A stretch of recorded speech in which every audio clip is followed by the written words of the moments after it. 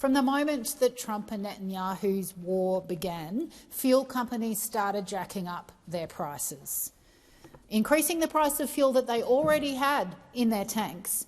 There was no shortage of petrol or diesel at that point. There was just plain old price gouging.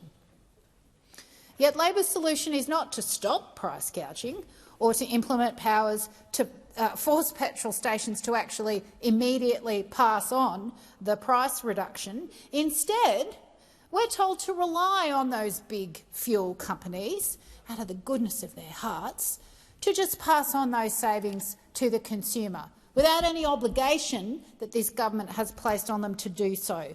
On what planet is that good enough or reassuring enough for the community? War has already made billionaires and big corporations richer. It's just another business model for them.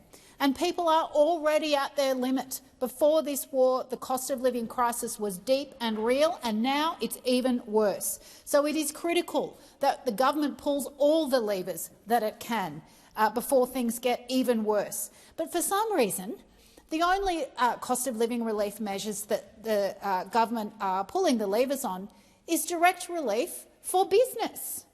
Where is the cost of living relief to ordinary people, directly to ordinary people? Things like free public transport. People need real cost of living relief directly, not funneled through big businesses with no obligation to pass it on. And prices are going up everywhere, not just at the Bowser. But Labor are backing big business and not people. Businesses are getting that immediate, direct help, but people are told to wait and just hope that the big corporations will be kind enough to pass on the savings to them, like that's ever happened before. A cut to the fuel excise, which those fuel corporations might pass on in a couple of weeks' time, will do nothing to help people who are pulling their hair out and making difficult decisions at the checkout today. People need help now, not petrol companies. Now, we need short and long-term solutions. Cost of living relief now and electrification in the medium and long term for our genuine energy independence. We should not be so dependent on foreign fossil fuels. And whether or not you can fill your car to get to work shouldn't be dependent on whether Trump is dragging us into yet another illegal forever war. But this is business as usual from the three war parties.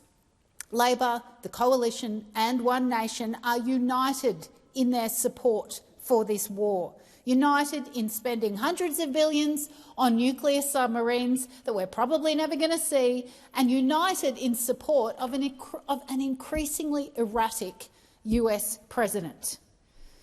And Labor want to argue that we're defensive and not offensive. I mean, get a grip. The US and Israel do not distinguish. Australian personnel and our resources are embedded in this conflict. We are involved.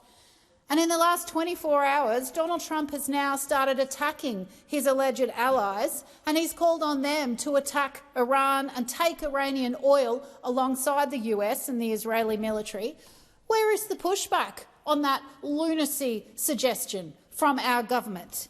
We've heard absolutely crickets. We need a sober reassessment of our relationship with the United States.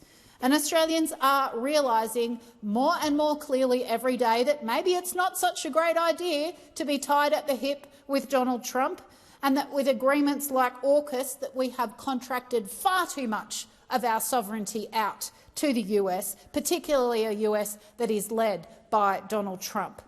AUKUS was a dud deal from day one. It's bad for the community, it's bad for the environment, it's bad for Australia's place in the world, and it's bad for our budget bottom line.